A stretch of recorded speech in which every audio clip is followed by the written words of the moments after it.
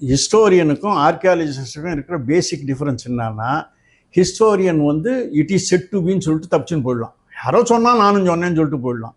Archaeologist cannot go like that unless until you have a material evidence. நானோ திருமூர்த்தியோ நாங்கள் ஒரு புஸ்தகம் எழுதலை. ஆனால் நாங்கள் போய் ஃபீல்டில் ஒர்க் பண்ண மாதிரி வேறு யாரும் வந்து நிற்க முடியாது. அந்த எஸ்கவேஷன் பண்ணுறோன்னு சொன்னாலே அதுக்கு முன்னால் ஒரு ப்ராப்ளம் இருக்கணும். அந்த ப்ராப்ளம் இது வரைக்கும் தீர்க்கப்படாமல் இருக்கணும். இந்த பிரிக்கு காஷ்மீர்லேருந்து ஆரம்பித்து கன்னியாகுமரி வரைக்கும் கிடைக்குது. சாதாரணமாக ஆர்கியாலஜிஸ்ட்டுக்கு மெயின் எதிரானாக்கா தங்கம் கிடைச்சா கூட நாங்கள் சந்தோஷப்பட மாட்டோம், பாட்ரி கிடைச்சா சந்தோஷப்படுவோம். வாதாபி கணபதியும் பார்த்தீங்கன்னா கர்நாடக மியூசிக் பாடுறாங்க பார்த்தீங்களா, வாதாபிலேருந்து கொண்டு வந்த கணபதி.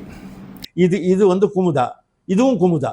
நியாயமாக இப்படி தான் போயிருக்கணும், இப்படி போகுது. ஷோர் டெம்பிளே நாம் நினைக்கிறோம் ஏதோ சி பீச்சில் கட்டுருக்கான்னு, இல்லை. ஆக்சுவலாக அது ஒரு ஹில்லு. முதலாம் நரசிம்மவர்மன் இது ரெண்டுத்தையும் யூஸ் பண்ணான்.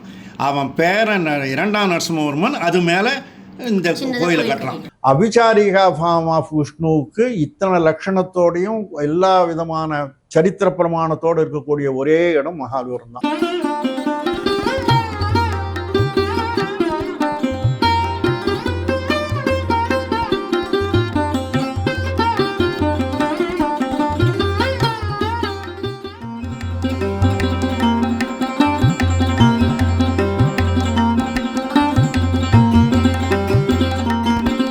மண்மரபு நேயர்களே வணக்கம்.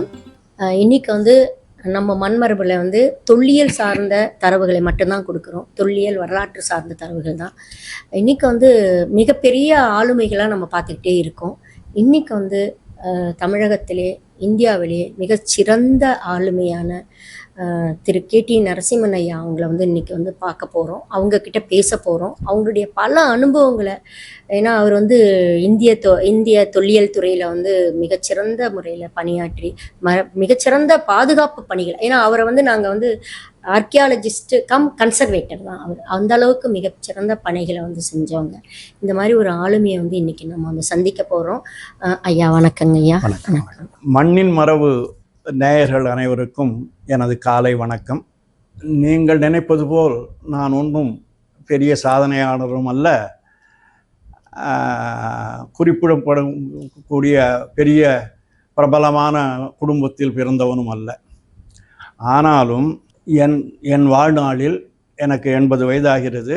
என் வாழ்நாளில் கிட்டத்தட்ட 40-45 ஆண்டுகள் பலவித பணியில் பணியாற்றும் ஒரு வாய்ப்பு கடவுள் கிருபையால் கிடைத்தது. நான் காஞ்சிபுரத்துக்கு அருகாமையில் உள்ள கோரம் காப்பர் பிளேட்ஸ் என்று மிகவும் பிரசித்தமான ஒரு காப்பர் பிளேட் உண்டு. அந்த கோரம் தான் பல்லவர் காலத்தில் டிஃபென்ஸ் கேபிட்டலாக இருந்தது. மேலும் தமிழகத்திலேயே முதல் ஸ்ட்ரக்சரல் டெம்பிள் கட்டப்பட்ட ஊர் எங்கள் ஊர். வித்யா வினீத பரமேஸ்வர பல்லவ கிரகம் என்கின்ற கோயில்தான் முதன்மையான ஸ்ட்ரக்சரல் கோவில். அதற்கு முன்பெல்லாம் குகை கேவ் டெம்பிள்ஸ், அதுதான் ஸ்ட்ரக்சரல் டெம்பிள். அந்த ஊரில் 1946 நான் பிறந்தேன். 1956 முதல் 1967 வரை 10 ஆண்டு காலம் நான் மதுராந்தகத்தில் உள்ள அகோபிலமட சம்ஸ்கிருத கல்லூரியில் மாணவனாக இருந்து சென்னை பல்கலைக்கழகத்தில் சிரோமணி என்று சொல்லக்கூடிய ஈக்குவலண்ட் எம்ஏ இன் சான்ஸ்கிரிட் அதில் தேர்ச்சி பெற்று அவ்வாண்டின் கோல்டு மெடலிஸ்டும் பெற்றேன்.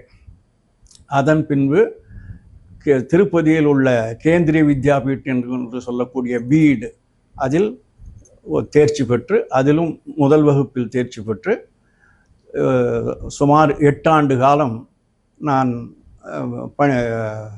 விரிவுரையாளராக லெக்சரராக பணியாற்றி 1975 கோவாவில் அகில இந்திய தொல்லியல் துறையில் கியூரேட்டராக, கோவா மியூசியத்தின் கியூரேட்டராக பணியில் அமர்ந்தேன். 1975 முதல் 2006 வரை நான் நமது இந்தியாவில் உள்ள எல்லா மாநிலங்களிலும் பணி செய்யும் வாய்ப்பு கிடைத்தது.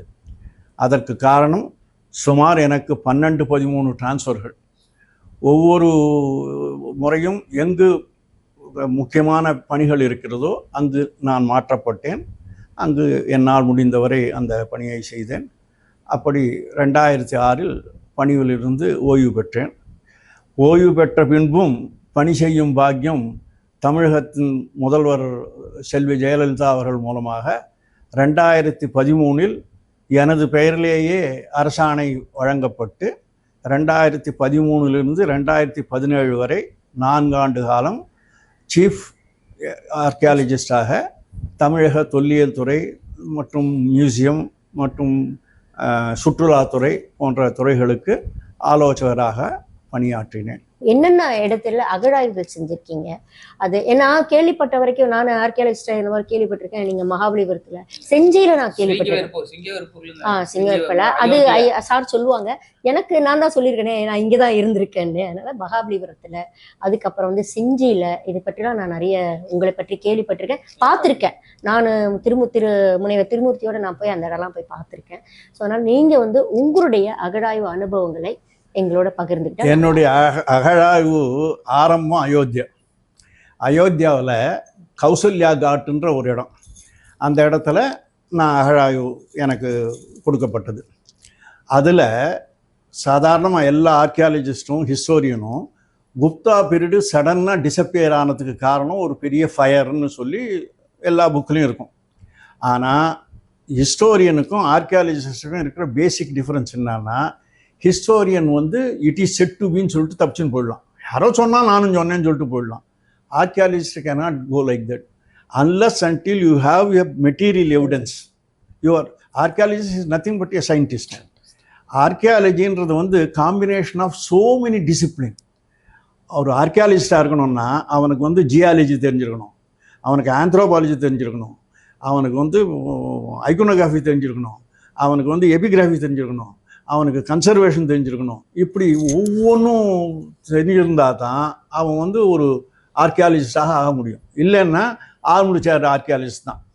அது ஜோராக ஏசி ரூமில் உட்காந்துட்டு நிறைய புஸ்தகங்கள் ஒன்றா எழுதிடலாம், பட் கேட்டாக்கா ஒன்றும் சொல்ல முடியாது. அதனால் ஃபீல்டு ஆர்கியாலஜிஸ்ட் என்னன்னாக்கா, நானோ திருமூர்த்தியோ நாங்கள் ஒரு புஸ்தகம் எழுதலை. ஆனால் நாங்கள் போய் ஃபீல்டில் ஒர்க் பண்ண மாதிரி வேறு யாரும் வந்து நிற்க முடியாது, சொல்ல முடியாது ஏன்னா எங்களுக்கு வந்து அதை பற்றி எழுதுறதுக்கு டைமே கிடையாது. டாக்டர் கண்ணன் ஐஏஎஸ் சொல்லிட்டே இருப்பார், நீ வந்து எல்லா வேலையும் கேட்டியன்னு நீங்கள் செய்யுங்க, மொத்தத்தையும் நான் ரெக்கார்ட் பண்ணுறேன்னு சொல்லுவார். அது அந்த மாதிரி இது பண்ணேன். என்னுடைய அகழாய்வனுடைய ஆரம்பம் அயோத்தியாவில் வந்து எங்களுக்கு ப்ரொஃபஸர் பிபி லால்னு வந்து ஃபார்மர் டைரக்டர் ஜெனரல், பெரிய ஒரு மேதாவி, அவர் தலைமையில் அயோத்தியில் எக்ஸ்கவேஷன் நடந்தது. என்னுடைய சைட்டில் குப்தா லெவலுக்கு வரைச்சு கிட்டத்தட்ட ஒரு 7-8 சென்டிமீட்டர் திக்னஸுக்கு பேர்ன்ட்டு லேயரை கண்டுபிடிச்சேன். ரொம்ப கேர்ஃபுல்லாக அதை இது பண்ணி அவர் ப்ரொஃபஸருக்கு காமிச்ச உடனே ஹி வாஸ் ஸோ ஹாப்பி. இது வரைக்கும் இதுக்கு மெட்டீரியல் எவிடன்ஸ் கிடைக்கல, ஃபஸ்ட்டு டைம் கண்டுபிடிச்சிக்கன்னு சொல்லி இது பண்ணார். அப்போது அந்த குப்தா லெவலில் வந்து ஒர்ஷிப் இருந்ததா இல்லையா அப்படின்ற ஒரு கொஸ்டினுக்கு எப்போவுமே எஸ்கவேஷன்றதே ஒரு பொதுவாக வாசகர்களுக்கு தெரியப்படுத்த வேண்டியது என்னென்னா, எஸ்கவேஷன்னா சாதாரணமாக தோன்றதுன்னு சொல்லியிருப்பாங்க. அது இல்லை. எஸ்கவேஷன்றது always it is problem orient. ஒரு ப்ராப்ளத்தை எடுத்துக்காம எஸ்கவேஷனே பண்ணக்கூடாது. அந்த எஸ்கவேஷன் பண்ணுறோன்னு சொன்னாலே அதுக்கு முன்னால் ஒரு ப்ராப்ளம் இருக்கணும். அந்த ப்ராப்ளம் இது வரைக்கும் தீர்க்கப்படாமல் இருக்கணும். நீங்கள் செய்கிற அகழாய்வால் அந்த ப்ராப்ளம் தீர்க்கப்படணும். அப்படி இருந்தால் தான் அது எஸ்கவேஷன் அர்த்தம். அப்படி அந்த இதில் வந்து குப்தா பீரியடில் ரிலீஜியஸ் ஆக்டிவிட்டிஸ் இருந்ததா இல்லையான்னு ஒரு கான்ட்ரவர்சி இருந்தது. என்னுடைய ட்ரென்ச்சில் ஒரு டெரகோட்டா யோனி பீட்டா கிடச்சிது. அது ஒரு ஒரு ஒரு குவாட்ரண்ட்டில். அது என்னடான்னா ஆக்சுவலாக ஒரு கிச்சன். அந்த கிச்சனில் நம்ம மாவு இடிக்கிறதுக்கோசம் நடுவில் சாக்கெட்டு பண்ணி அந்த நாளில் குத்துவாங்க. வந்து ப்ரொஃபஸரை கூப்பிட்டு அவர் அப்படி ஒரு வாரத்தில் ஒரு தடவை வருவார், வந்து பார்ப்பேன். அவரை கூட்டினோடனே வந்து காமிச்சேன், சார் இது வந்து கிச்சன் சார் அப்படின்னு. எப்படா நீ கிச்சன் டு கன்க்ளூஷனுக்கு வந்தேன்னு கேட்டார். சொன்னேன், அந்த இதை காமிச்சு பாருங்கள் சார், இதில் தான் மாவு இடிப்பாங்க அப்படின்னு. ஏண்டா இது மாவு இடித்தாங்கன்றதுக்கு என்னடா பிரமாணம் அப்படின்னா, அதுக்கப்போ காமிச்சேன் 10 to 15 degrees நாலா பக்கத்துலேருந்தும் கேவின் ஆயிருக்கு அந்த இது. ஏன்னா கான்ஸ்டண்ட்டாக இடிச்சு பிரிக் ஃப்ளோரிங் இடிக்க ஒரு பர்டிகுலர் இடத்துல இடித்த உடனே மீதி பக்கத்துலேருந்து சரிஞ்சு இந்த இடம் பள்ளமாச்சு. அதை வந்து ஜலத்தை கொட்டி காமிச்சேன். எந்த 4 டைரக்ஷன்லேருந்து ஜலத்தை கொட்டினா கரெக்டாக அந்த சாக்கெட்டில் போய் தண்ணி விழுது. உடனே வந்து அப்போ டிஸ்ட்ரிக்ட் கலெக்டர் வந்து எல்லாம் வந்து பார்த்து ரொம்ப சந்தோஷப்பட்டு அகழாய்வு அங்கே ஆரம்பிச்சது. அதுக்கு அடுத்த அகழாய்வு செங்கவேர்பூரில் பண்ணோம். செங்கவேர்பூரில் வந்து என்னன்னாக்கா 68/48 into 12 அந்த பிரிக்கு ஒரு பெரிய உலகமாக இருக்கும். 68, 48, 12 அதனுடைய பரிமாணம். அதில் என்ன வேடிக்கைன்னா இந்த முதலாம் ஃபஸ்ட்டு பிசிலேருந்து 2nd century AD வரைக்கும் இந்த பிரிக்கு காஷ்மீர்லேருந்து ஆரம்பித்து கன்னியாகுமரி வரைக்கும் கிடைக்குது. அதுதான் ரொம்ப ரொம்ப ஒரு பியூட்டிஃபுல் விஷயம். காஷ்மீரில் மாண்டூன்ற இடத்துல எக்ஸ்கவேஷனில் கிடச்சிது. செங்கவேர்பூரில் எங்களுக்கு டேங்கினுடைய பேஸில் கிடச்சிது. மகாபலிபுரத்தில் இந்த ஜட்டி பாயிண்டினுடைய பேஸில் கிடச்சிது. நாகப்பட்டினத்தில் கிடச்சிது. பூம்புகாரில் கிடச்சிது.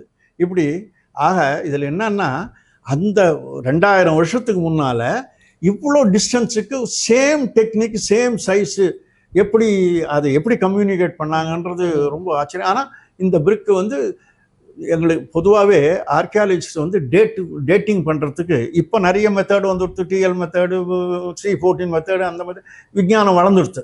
அப்போல்லாம் வந்து ஸ்டைலிஸ்டிக் ஃபியூச்சர் வச்சும் மெஷர்மெண்ட்டை வச்சும் தான் அந்த நாளில் இது பண்ணுவோம். அதனால தான் சாதாரணமாக ஆர்கியாலஜிஸ்ட்டுக்கு மெயின் எதிரானாக்கா தங்கம் கிடச்சா கூட நாங்கள் சந்தோஷப்பட மாட்டோம், பாட்ரி கிடச்சா சந்தோஷப்படுவோம். காரணம் என்னன்னா பாட்ரி தான் எங்களுக்கு மோர் வேல்யூபிள் தன் தி கோல்டு. ஏன்னா பாட்ரி தான் எல்லாரும் உபயோகப்படுத்தக்கூடியது. ஆகையால் ஒரு பாட்ரியை வச்சு தான் அந்த காலகட்டத்தை நம்ம நிர்ணயம் பண்ண முடியும்.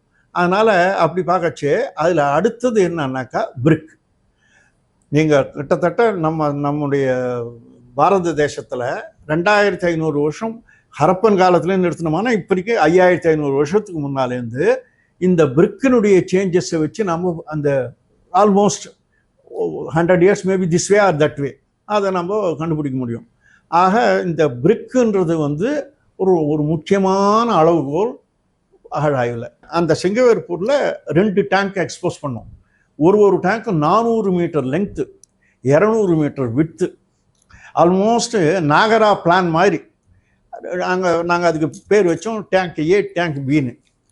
அந்த இடத்துலேருந்து கங்கை 9 கிலோமீட்டர் தூரத்தில் ஓடுது. அந்த 9 கிலோமீட்டர்லேருந்து அண்டர் கிரவுண்டில் கங்கை தண்ணியை இங்கே கொண்டு வந்திருக்கான். எப்போ? சுங்கா பீரியடில். This tank belongs to Shunga. அந்த பீரியடில் கிட்டத்தட்ட 2000 வருஷத்துக்கு முன்னால் சங்கமித்திர சுங்கா AD 78 1st centuryன்னு வச்சுக்கோங்க. ஆக வந்து ஆல்மோஸ்ட் 2000 வருஷத்துக்கு முன்னால் அண்டர் கிரவுண்டில் வாட்டரை 9 கிலோமீட்டர் கொண்டு வந்து இவ்வளோ பெரிய டேங்கை ஃபில் பண்ணிருக்கான். அதை அப்படி கொண்டு வரச்சு அது எப்படி ஹவு டு ஃபில்டர் இட். அதனால் என்ன பண்ணால் ஒரு அழகாக அந்த ஃபோர்ஸை கொண்டு வந்து ஒரு சர்க்குலர் கலர் மாதிரி கிரியேட்டட் வெல்.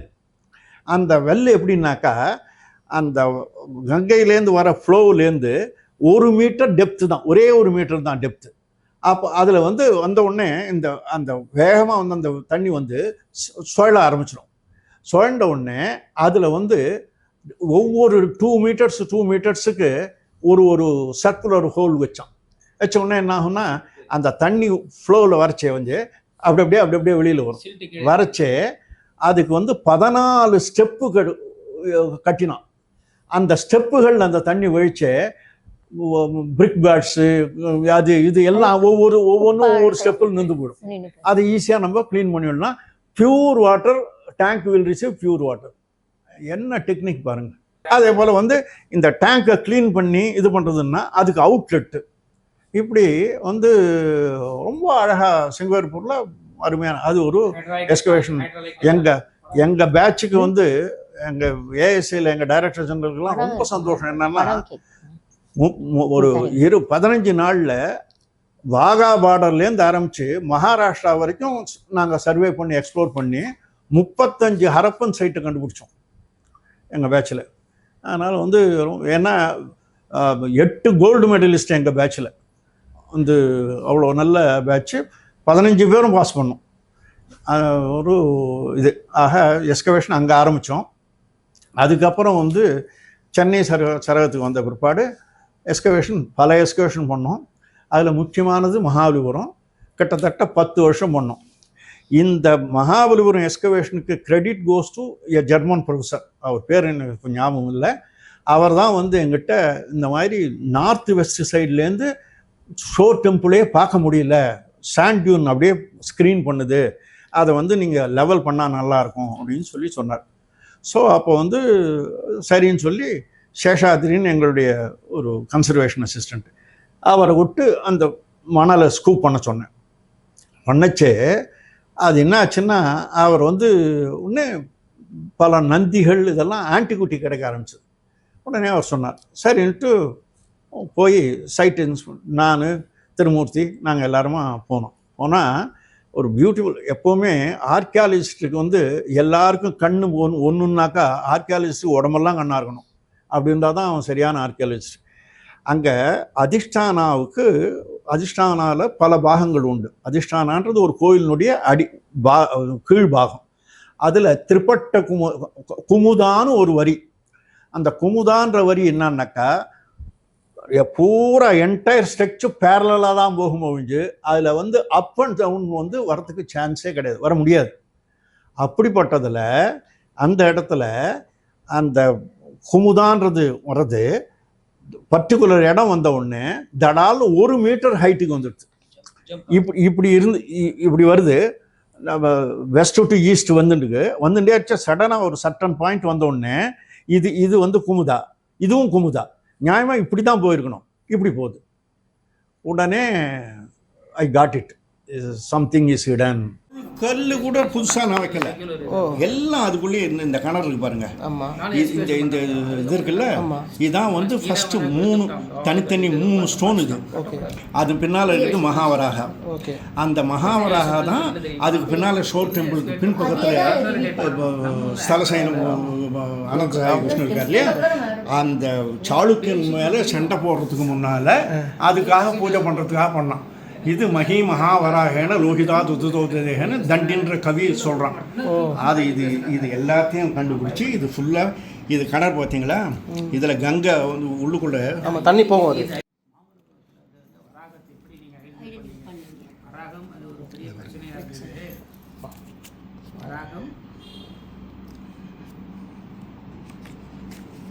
இந்த பாருங்க எக்ஸ்டெண்டட் போஸ்ட்டில் கங்கை கிட்டத்தட்ட ஒரு 500 பக்கெட் தண்ணி எடுத்தோம் இதுலேருந்து. ஸ்வீட் வாட்டர் அப்படியே எடுத்து இந்த பாருங்க, இந்த பாருங்க க்ளோசர்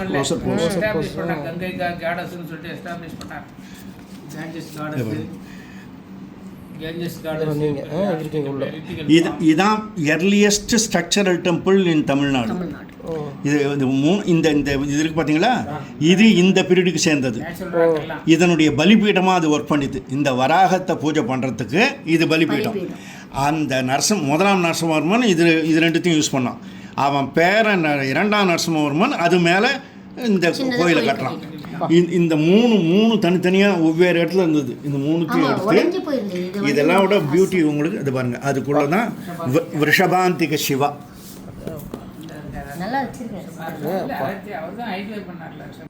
இது வந்து என்ன இல்லைன்னா குமுதா எகுறதுக்கு சான்ஸே கிடையாது, அந்த மாதிரி போக முடியாது அப்படின்னு சொல்லிட்டு நிறுத்திட்டு டைரக்டரேட்டுக்கு எழுதி பர்மிஷன் வாங்கி then we converted as a proper excavation. Horizontal excavation பண்ணி தான் அதில் தான் இந்த அருமையான அந்த அப்சிட்டல் இது சகலமும் கண்டுபிடிச்சு. ஆக என்னடா காரணம்னா, இந்த கட்டடம் 1ஆம் நரசிம்மவர்மனால் கட்டப்பட்டிருக்கு.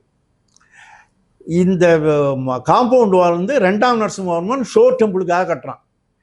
இந்த வராகா இதெல்லாம் இருந்த காலத்தில் ஷோர் டெம்பிளே இல்லை, வெறும் அந்த ஸ்தலசைனம் ரிக்ளைனிங் விஷ்ணு தான் இருக்கும் தவிர வேறு ஒன்றுமே கிடையாது, ஓப்பன் ஏர். அந்த ஷோர் டெம்பிளே நாம் நினைக்கிறோம் ஏதோ பீச்சில் கட்டுருக்கான்னு, இல்லை, ஆக்சுவலாக அது ஒரு ஹில்லு.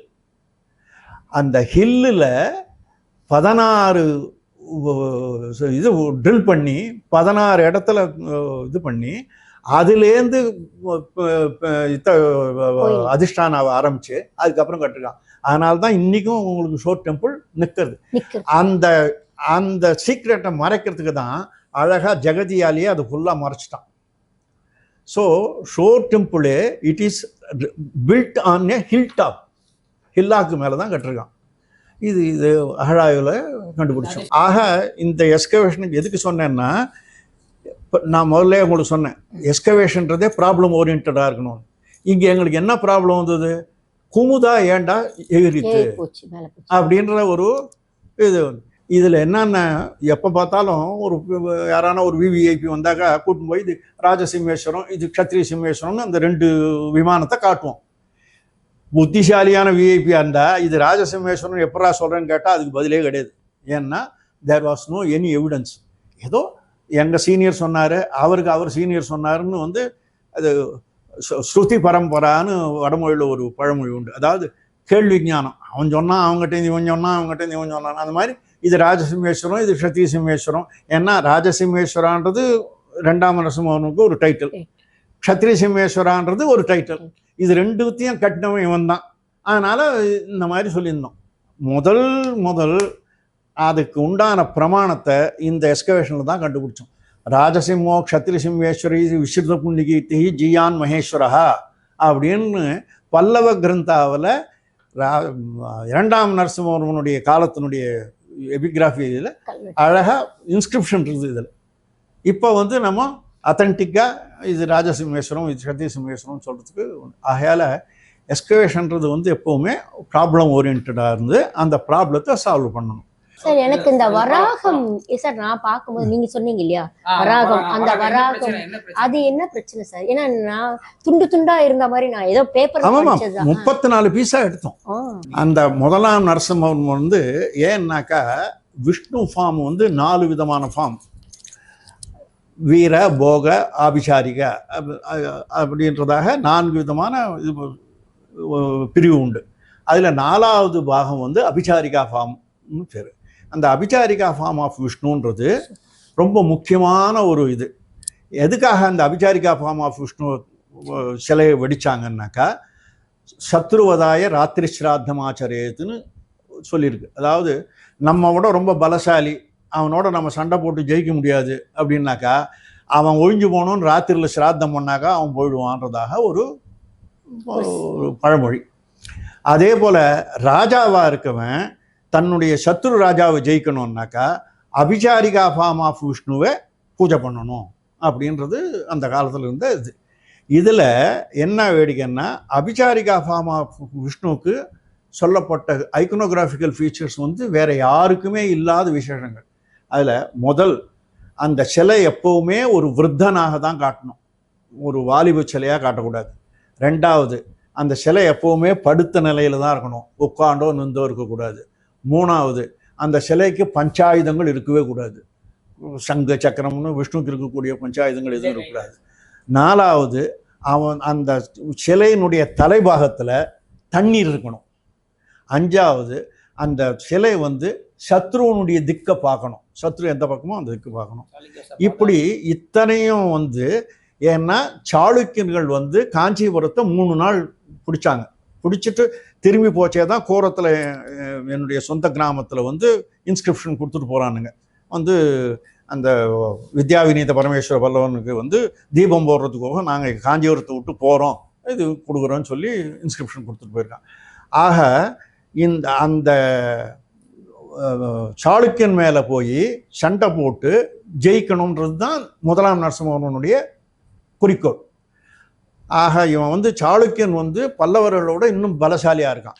அதனால் வந்து முதல்ல இந்த அபிசாரிகா ஃபார்ம் ஆஃப் விஷ்ணுவை பண்ணி இந்த அபிசாரிகா ஃபார்ம் ஆஃப் விஷ்ணுவுக்கு பூஜை பண்ணி அதுக்கப்புறம் தான் இங்கேருந்து அவன் வாதாபிக்கு போய் சண்டை போட்டு ஜெயிச்சு வரான். அங்கேருந்தான் அவங்களுடைய எம்பளமான வராக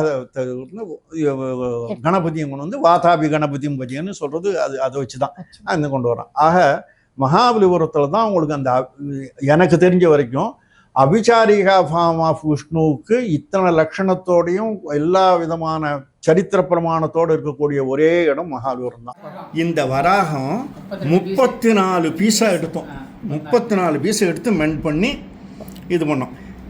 நம்ம வாதாபி கணபதி பஜன்னு கர்நாடக மியூசிக் பாடுறாங்க பார்த்தீங்களா, வாதாபிலேருந்து கொண்டு வந்த கணபதி. இதுக்கப்புறம் தான் இந்த கணபதி வந்து நம்முடைய ஸ்கல்ப்சரல் ஆர்கிடெக்சரில் இதுக்கப்புறம் தான் வர ஆரம்பிச்சது. இது வராகம். இது பாருங்க, ஸ்ரீபர ரணதீர சித்திரகார்முகன்னு வந்து 4 இன்ஸ்கிரிப்ஷன் இருக்குது. அதனால் இது வந்து 2ஆம் நரசிம்மவர்மன் தான் சொல்லி கான்ட்ரவர்சி வந்தது. கிடையாது, இது 1ஆம் நரசிம்மவர்மன் வந்து. ஏன்னா தாத்தா அவனுடைய ப்ராப்பர்ட்டியில் பேரன் தன்னுடைய பேரை போட்டது தப்பு கிடையாது. காரணம் என்னன்னாக்கா 2ஆம் நரசிம்மவர்மன் 14 கோயில் கட்டிருக்கான். 14 சிவனுக்கு தானே ஒழிஞ்சு 1 கூட விஷ்ணு கட்டலவன். அதனால் அவன் வந்து கிடையாது, இது வந்து 1ஆம் நரசிம்மவர்மனை சேர்ந்ததுன்னு சொல்லி இது பண்ணி இதெல்லாம் எக்ஸ்கவேஷன் அந்த இடம் சார் அந்த சமுத்திரத்துலேயும் தண்ணி கொண்டு வருது.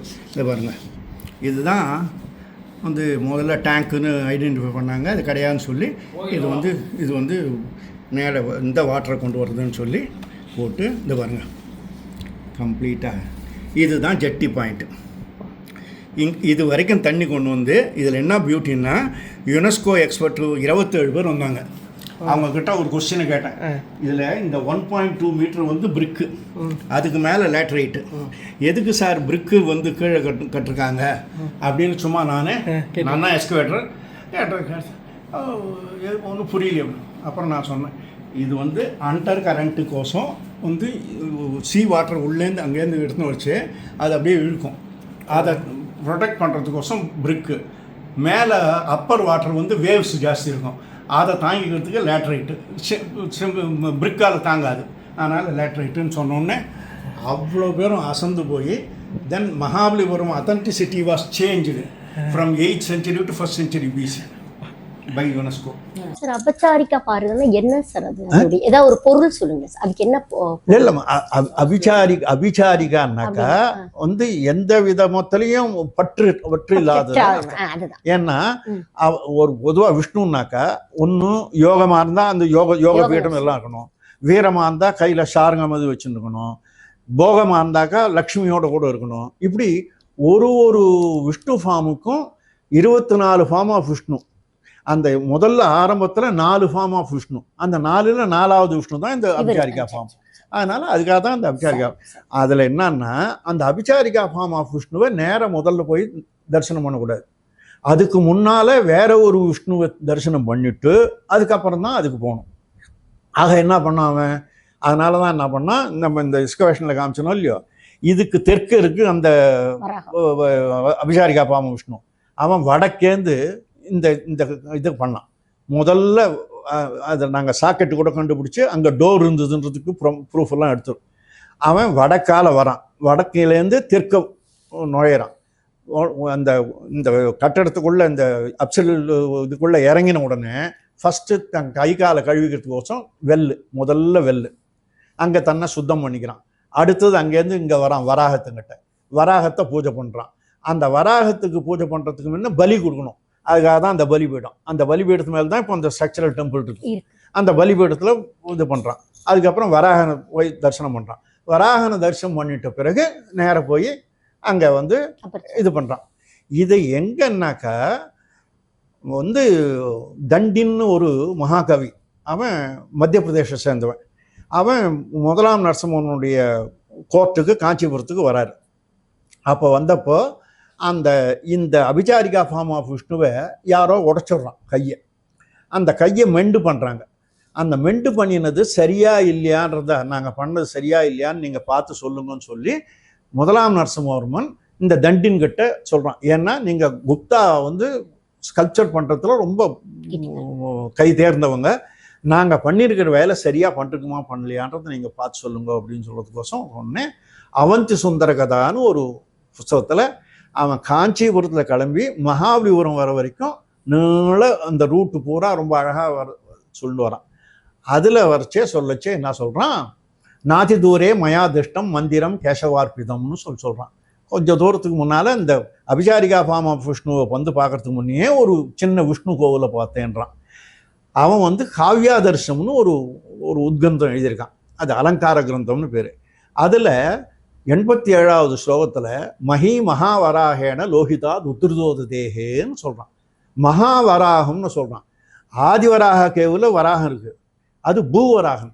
பூதேவியை மேலே கொண்டு வரா மாதிரி பல்லவராஜன் தன்னுடைய முதலாம் நரசிம்மவர்மன் தன்னுடைய கான்சார்ட்டோட நமஸ்காரம் பண்ணுற மாதிரி பியூட்டிஃபுல் பேனல் இருக்குது. அது பூவராகம். இந்த மகாவராகம் எங்கே இருக்குதுன்றது யாருக்குமே தெரியாது. ஃபார்ச்சுனேட்லி ஆர் அன்ஃபார்ச்சுனேட்லி அந்த தண்டினுடைய காவ்யாதர்சன் நான் படித்தவன். என்னுடைய டெக்ஸ்டில் யூனிவர்சிட்டி எக்ஸாமில் அது புக் எனக்கு. அதனால் அது ஞாபகம் வந்ததுன்னா இந்த மகாவராகம் ஓஹோ இதான் மகாவராகம்னு. அதுக்கப்புறம் அந்த எப்போவுமே ஒரு ஒரு நிர்ணயம் பண்ணணுன்னாக்கா நம்ம 3 விஷயத்தை மனசில் வாங்கணும். நம்பர் 1, கான்டெம்பரரி டெம்பிள்களை முதல்ல ஸ்டடி பண்ணணும். ஒரு பர்டிகுலர் டெம்பிளை பற்றி டேட்டிங் கொடுக்கச்சே அந்த காலத்தில் கட்டக்கூடிய டெம்பிள்கள் என்னென்ன இருக்குது அப்படின்றது முதல்ல பார்த்தா தான் அந்த ஸ்டைலிஸ்டிக் ஃபீச்சர் என்னன்றது நமக்கு புரியும். அது ஒன்று. ரெண்டாவது என்ன பண்ணணும், இந்த பர்டிகுலர் இதுக்கு என்ன ஈவெண்ட்டு எதை வச்சு இது பண்ணுறாங்க. ஆக வந்து இங்கே இது வந்து அந்த மகாவராகத்தை வந்து ஏன் இந்த அபிசாரிகா ஃபார்ம் ஆஃப் விஷ்ணுவை இது பண்ணுறதுனால தான். அதனால தான் தண்டின் கிட்ட வந்த உடனே பார்க்குறான் இந்த வராகத்தை. அப்போ உடையாமல் நன்னா இருந்ததால் மகாவராகான்னு இதுக்கு டைட்டில் கொடுக்குறான். மஹி மகாவராகேன. மஹின்னா பூமி. பூமியிலேருந்து வந்து அதாவது பெட்ராக்லேருந்து தான் அதை பண்ணியிருக்கான். அப்படிப்பட்ட வராகம் லோகிதா உத்துதோத தேகன்னு சொல்கிறான். அதை வந்து இது பண்ணி பண்ணிருக்கோம். அதை கண்டுபிடிச்சி இது பண்ணோம். கண்டுபிடிச்ச பிறகு அந்த நீள ஒரு கிட்டத்தட்ட 150 மீட்டருக்கு எக்ஸ்போஸ் பண்ணோம். இப்போ எவ்வளோ தூரம் இருக்குது என்னன்றது 25 வருஷம் ஆச்சுன்னா போகவும் இல்லை பார்க்கவும் இல்லை. அதாவது என்னன்னா சவுத்து டு நார்த்து சீ வாட்டரை கொண்டு வரான். ஏன்னா வந்து பே ஆஃப் பெங்கால் நீங்கள் இது பார்த்தீங்கன்னா அந்த ஷோர் டெம்பிள் கிட்ட வரைச்சு ஷோர் டெம்பிளுக்கு ஒரு 200 மீட்டர் கிட்ட ஆல்மோஸ்ட் ஷோர் கிட்ட வராமல் இந்த டெம்பிள் கிட்ட வரா மாதிரி ஒரு கர்வியேச்சர் இருக்கும். உடனே டக்குன்னு அது ஈஸ்ட் வேர்ட்ஸ் டேர்ன் ஆகிடும். போய் ஒரு ஒரு லூப் எடுத்துட்டு அதுக்கப்புறம் நார்த்தில் வந்து மறுபடியும் உள்ளே வரும்.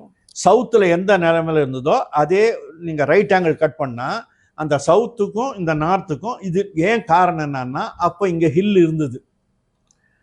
அதனால் வந்து அந்த டைவர்ஷன் வந்தது. அந்த ஹில்லை இப்போ டெம்பிளாக கன்வெர்ட் பண்ணிட்டதால அது என்னது தெரியல. பட் அப்போ என்ன பண்ணால் இது வந்து நேச்சுரல் ப்ரொடக்ஷன். எப்போவுமே வாட்டர் வந்து இட் ஃப்ளோஸ் டுவர்ட்ஸ் டவுன்வர்ட். அந்த இந்த சீ வாட்டரை உள்ளே கொண்டு வரணும்னாக்கா, ஏன்னா உங்களுக்கு வந்து உலகத்திலேயே ரொம்ப மாலுமிகளுக்கு கஷ்டமான ஒரு சீ எதிரானா பே ஆஃப் பெங்கால். மீதி எல்லா இடத்துலையும் வந்து உங்களுக்கு அரேபியன் சீ போனீங்களான்னா காமாக இருக்கும். அட்லாண்டிக் ஓஷன் போனீங்கன்னா நீங்கள் ஃப்ளைட்டில் போச்சே பார்த்தா ஏதோ ஏரி மேலே நீங்கள் உங்கள் ஃப்ளைட் போகிற மாதிரி இருக்கும். அவ்வளோ டெப்த் இருக்கும். கொஞ்சம் வேவ்ஸோ இதுவோ டிஸ்டர்பன்ஸ் இருக்காது. பே ஆஃப் பெங்கால் ஃபுல்லாக ஏன்னா அதோட இல்லை என்ன காரணம்னா வெஸ்டர்ன் காட் வந்து உங்களுக்கு அன்புரோக்கன் இது கட்சிலேருந்து எடுத்தோம்னா ஊட்டி வரைக்கும் உங்களுக்கு வெஸ்டர்ன் காட் கம்ப்ளீட்டாக இன்டர்லிங்கிங் இருக்கும், பிரேக்கே கிடையாது. ஈஸ்டர்ன் காட்டு எடுத்துனீங்களான்னா நீங்கள் இதுலேருந்து ஊட்டிலேருந்து ஆரம்பித்து கல்கட்டா வரைக்கும் எடுத்துனீங்களான்னா அங்கங்கே பிரேக் ஆகிருக்கும். அதனால தான் வந்து உங்களுக்கு நேச்சுரல் ஹார்பர் வந்து பே ஆஃப் பெங்காலில் கிடையாது. நிறைய நேச்சுரல் ஹார்பர் வந்து அரேபியன் சீ சைடில் தான் உண்டு. இதில் நிறைய ஹில்லாக்குகள் வந்து கீழே நிறைய சப்மிர்ச்சிடு. அதனால தான் வந்து வேவ்ஸினுடைய கரண்ட் ரொம்ப ஜாஸ்தி. உங்களுக்கு எல்லா இடத்தையும் விட ரொம்ப ஷிப்பு மூமெண்ட் வந்து most difficult parties Bay of Bengal. ஆக அந்த நாளில் வந்து உங்களுக்கு சின்ன சின்ன போட்டு தானே, அந்த போட்டை வந்து சேஃபாக வந்து லோடிங் அன்லோடிங் பண்ணணும்னா you have to bring the sea water just like a canal water. அப்போ தான் வந்து அந்த சீ கரண்ட்லேருந்து நீங்கள் தப்பிக்க முடியும். இல்லைன்னா ஜோல்ட்டிங் இருந்துகிட்டே இருக்கும், உங்களால் வந்து லோடிங் அன்லோடிங் பண்ண முடியாது. அதனால் அவன் என்ன பண்ணுறான், அங்கேருந்து சங்கம் பீரியட்லேயே ஒரு கட் பண்ணி சீ வாட்டரை உள்ளே கொண்டு வரான். அதில் என்ன பியூட்டிஃபுல்னா வெஸ்டர்ன் சைடு மாத்திரம்தான் ஸ்ட்ரக்சர் கட்டுறான், ஈஸ்டர்ன் சைடு கட்டலை. காரணம் என்னன்னா ஈஸ்டர்ன் சைடு உங்களுக்கு ஏற்கனவே பெட்ராக் இருக்குது, அதனால் வந்து பிரச்சனை கிடையாது. வெஸ்டர்ன் சைடு மாத்திரம் யூ ஹாவ் டு, ஏன்னா நம்ம அளவுக்கு மேலே அது விட்தாகி போச்சான்னா போட்டு வராது, அதுக்கோசம் அவன் பண்ணுறான். அந்த பண்ணி அதில் என்ன பண்ணால் வர்டிகலாக வச்சு மெகலித்திக் டெக்னிக்குன்னு பேர். 2 ஸ்லாப்பை ஒரு கீ ஸ்டோனை கொடுத்து டேர்ன் பண்ணிட்டோம்னா அப்படியே லாக் ஆகிடும். உங்களுக்கு எந்த விதமான பைண்டிங் மெட்டீரியல் தேவை கிடையாது, அது பக்காவாக அப்படியே நின்றுடும். அப்படி வர்டிகல் அணைக்க வச்சுட்டு பின்பக்கத்தை வந்து பேக்கிங் பண்ணிடணும், ஸ்டோன்ஸை வச்சு பேக் பண்ணிட்டாக்கா பர்மனெண்ட்டாக உங்களுக்கு 2100-2200 வருஷத்துக்கு முன்னால் பண்ண அந்த இது மகாபலிபுரத்தில் இப்போ நாங்கள் எக்ஸ்போஸ் பண்ணி இன்னும் அப்படியே இன்டாக்டாக இருக்கு. நாங்கள் ஒன்றுமே பண்ணல. அதனால் வந்து அந்த மாதிரி கொண்டு வந்து அந்த சீ வாட்டரை இந்த ஷோர் டெம்பிள் இந்த ஸ்ட்ரக்சரை தாண்டி அதை பிளாக் பண்ணணும். இல்லைன்னா இன்னும் ஒரு 20 மீட்டர் விட்டால் மறுபடியும் சீயில் போய் சேர்ந்துடும் அது. அதனால் அங்கே பிளாக் பண்ணுறான். அந்த பிளாக் பண்ணுறதுக்கு வந்து என்ன பண்ணோம், ஸ்க்ரீன் வால் வச்சு அந்த ஸ்க்ரீன் வாலில் பிளாக் பண்ணிடுறான். பிளாக் பண்ணி அது இது பண்ணி அந்த சீ வாட்டரை அங்கே கொண்டு வந்து அந்த இடத்துல ஜட்டி பாயிண்ட் வச்சுட்டு இது பண்ணோம். அதனால் வந்து இதில் என்ன ஒரு பியூட்டின்னா, அந்த ஜட்டி பாயிண்ட்டு 3 பிளாக்காக உடஞ்சி போயிடுது. அதை வந்து மொத்தமாக வச்சு கன்சர்வ் பண்ணணுன்றதுக்கோசம் ட்ரை பண்ணி ஜேபிசி மிஷினை கொண்டு வந்து செயினை போட்ட உடனே ஜேபிசி மிஷின் 20 அடி உயரத்துக்கு போடுத்து. இதை அசக்க கூட முடியல. அதில் மொத்தம் இது பண்ணோடனே அதில் வந்து கரெக்டாக 4 ஸ்கொயர் இருக்குது அந்த ஜெட்டி பாயிண்டில்.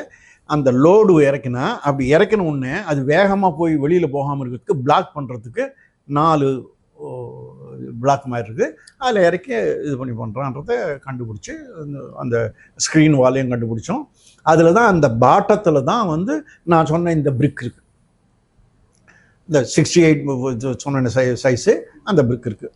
ஆக இந்த brick that indicates the period of that jetty point. So Mahabalipuram என்னன்னா, இது வரைக்கும் ஹிஸ்ட்ரி புக்கில் எல்லாத்துலேயுமே Mahabalipuram was established by the பல்லவாசன் தான் எல்லா ஹிஸ்டோரியனும் எழுதியிருப்பான். அதில் ஒன்றும் தப்பு இல்லை. ஏன்னா அப்போ இம்பெரிஷபிள் மெட்டீரியலில் கேவ்ஸு அதெல்லாம் பண்ணது பல்லவராக தான். அதுக்கு என்ன காரணம்னா, அதுக்கும் ஒரு பெரிய ஹிஸ்டாரிக்கல் ரீசன் இருக்குது. என்னன்னா, காஞ்சிபுரம் வாஸ் தேர் கேபிட்டல். நம்ம தமிழ்நாடு சரித்திரத்தில் ரொம்ப பியூட்டிஃபுல்லாக மைனூட்டாக கவனிச்சிங்களான்னா ஒரு ஆச்சரியமான ஒரு விஷயம் தெரியும். ஹிஸ்டோரியன்ஸ் கூட அதை நோட் பண்ணியிருக்க மாட்டாங்க, நாங்கள் ஆர்கியாலஜிஸ்ட் நோட் பண்ணோம். என்னன்னா, பல்லவாசு தன்னுடைய சிம்ம விஷ்ணுவில் ஆரம்பித்து அபராஜிதவர்மன் வரைக்கும் காஞ்சிபுரம் தான் கேபிட்டல். அவங்க கேபிட்டலை மாற்றவே இல்லை. சோழாசு ஒருத்தன் கூட விமலாதித்யம் வச்சுன்றது வந்து அவன் பிள்ளை வச்சுக்கல, ராஜராஜன் வச்சுட்டு தஞ்சாவூரை அவன் பிள்ளை வச்சுக்கல, அவன் ராஜேந்திர சோழன் வச்சுட்டு கங்கை கொண்ட சோழன் ஒருத்தன் அவன் பிள்ளை வச்சுக்கல. இப்படி அவங்க கேபிட்டலில் மாற்றிகிட்டே இருந்தாங்க. என்ன காரணம்னா, அவங்களுக்கு வந்து எப்போவுமே பங்காளி சண்டை ஜாஸ்தி சோழால. பல்லவர்களில் அந்த இது இல்லை, ஒரு நிலையான இது அவங்களுடைய ஆட்சியை சரியாக பங்கு போட்டு இது பண்ணாங்க. அதனால தான் கேபிட்டலை அவங்க மாற்றலை. அப்போது காஞ்சிபுரத்தை வந்து லேண்ட்லாக் ஏரியா.